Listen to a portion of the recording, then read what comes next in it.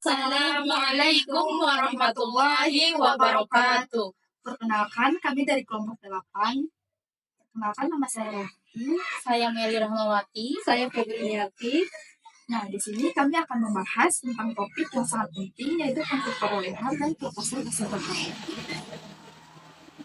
Materi ini akan membantu kita memahami bagaimana aset tetap diperoleh, dikelola, dan dilepaskan dalam konteks akuntansi serta operasional perusahaan. Meski terdengar seperti topik yang berat, kami akan menjelaskan dengan cara santai, jelas, dan pastinya mudah dipahami. Jadi, pastikan kalian stay sampai akhir video ya. Pengertian aset tetap. Aset tetap atau yang dikenal sebagai fixed asset adalah aset yang berwujud yang dimiliki untuk kegiatan produksi atau penyediaan barang dan jasa. Aset ini juga bisa disewakan kepada orang lain atau digunakan untuk tujuan administratif. Aset-aset ini diharapkan dapat digunakan selama lebih dari satu periode. Salah satu karakteristik utama dari aset tetap adalah aset-aset ini diperoleh dengan tujuan untuk digunakan dalam operasi bisnis kita, bukan untuk dijual kembali. Selain itu, aset tetap ini bersifat jangka panjang, yang berarti mereka biasanya disusutkan seiring dengan waktu dan penggunaan. Juga menunjukkan bahwa aset tetap memiliki substansi fisik, sehingga kita dapat melihat dan merasakan keberadaannya dalam kegiatan sehari-hari. Aktiva tetap. Aktiva tetap adalah jenis aset yang digunakan perusahaan dalam operasional sehari-hari, bukan untuk dijual. Contohnya seperti tanah, gedung, kendaraan, dan peralatan. Selanjutnya, pengakuan aset tetap.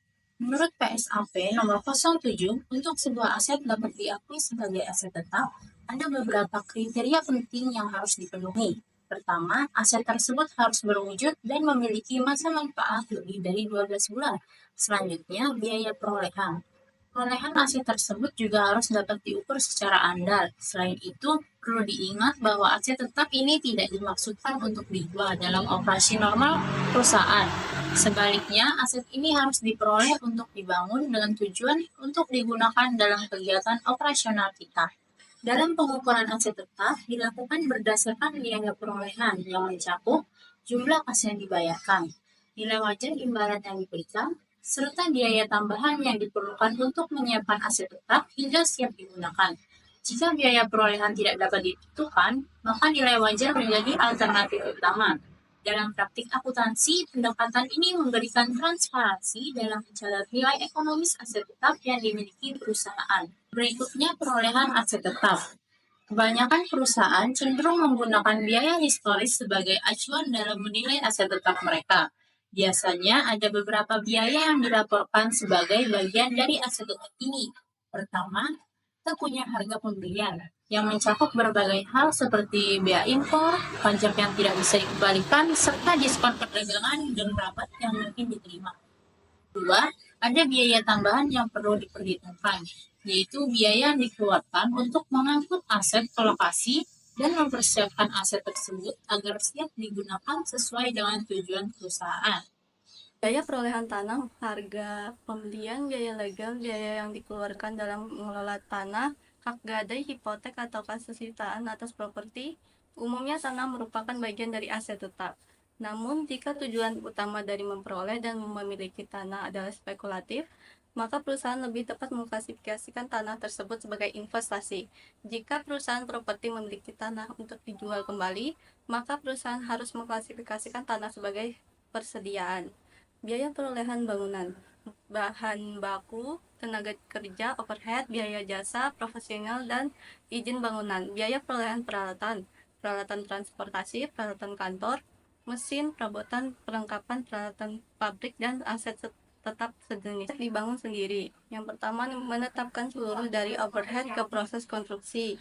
Yang kedua, tidak boleh menetapkan overhead tetap ke biaya perolehan aset yang dibangun. Biaya bunga selama konstruksi. Yang pertama, tidak mengapitalisasi biaya bunga selama konstruksi. Yang kedua, memasukkan dalam konstruksi dengan segala biaya atas dana yang dapat digunakan, baik dapat diidentifikasi maupun tidak dapat diidentifikasi. 3. Kapitalisasi hanya biaya bunga selama konstruksi. Yang pertama ada diskon tunai, bahwa biaya real dari aset adalah setara kas dari aset. Termin diskon tunai sangat menarik, sehingga kegagalan memanfaatkan diskon tersebut mengindikasikan kesalahan atau inefisiensi manajemen. Kedua, ada kontrak pembayaran tangguhan. Untuk mencerminkan biaya perolehan dengan tepat, perusahaan mencatat aset yang dibeli dengan kontrak kredit jangka panjang pada nilai sekarang dari kompensasi yang dipertukarkan antara kedua belah pihak pada tanggal terakhir. Pembelian lumsum. Masalah khusus dalam penilaian aset tetap muncul ketika perusahaan membeli sekelompok aset pada satu harga lumsum price. Ketika situasi umum ini terjadi, perusahaan mengalokasikan total biaya antara berbagai aset atas dasar nilai wajar relatif. 4. Penerbitan saham ketika perusahaan membeli properti dengan penerbitan efek. Seperti saham biasa, nilai pari atau nilai dinyatakan dari saham tersebut kurang tepat untuk mengukur biaya perolehan properti. 5. Pertukaran aset non-moneter. Biasanya, perusahaan mencatat pertukaran aset non-moneter, non-monetary asset, atas dasar nilai wajar aset yang diserahkan atau nilai wajar aset yang diterima. Mana yang lebih baik? Yang keenam, hibah pemerintah. Banyak perusahaan menerima hibah pemerintah.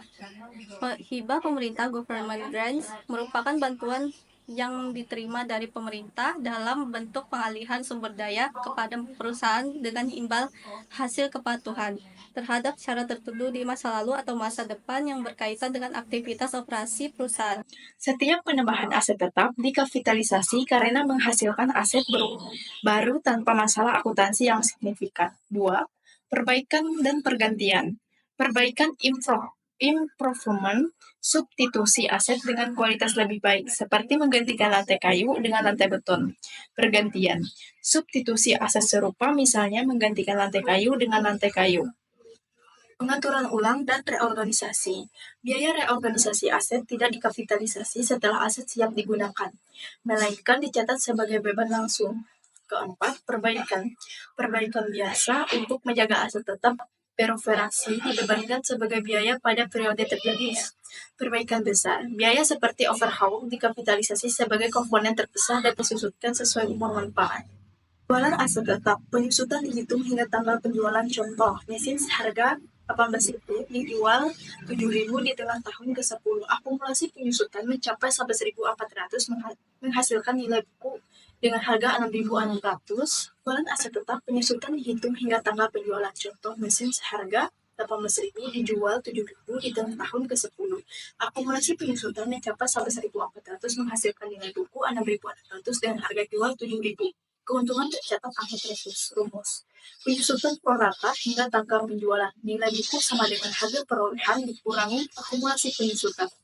Keuntungan sama dengan harga jual dikurangi nilai buku.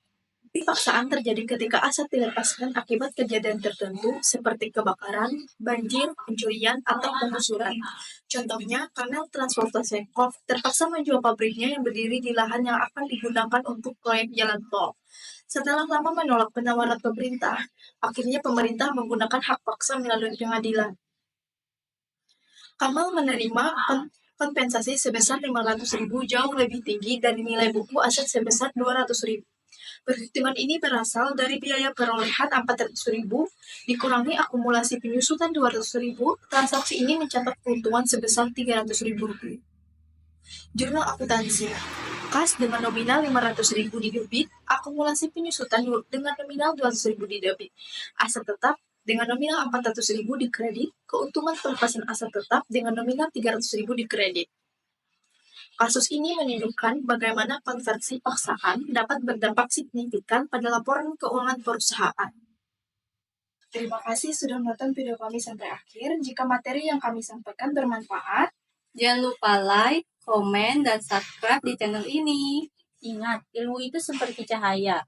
Semakin banyak kita berbagi, semakin terang dunia kita. Sampai jumpa di video vlog berikutnya, dan tetap semangat untuk terus belajar, berkembang, dan membuat perubahan yang positif. Somewhere I go where I listen and your face. The thing I forgot to, the thing I forgot to, the thing I closer. Now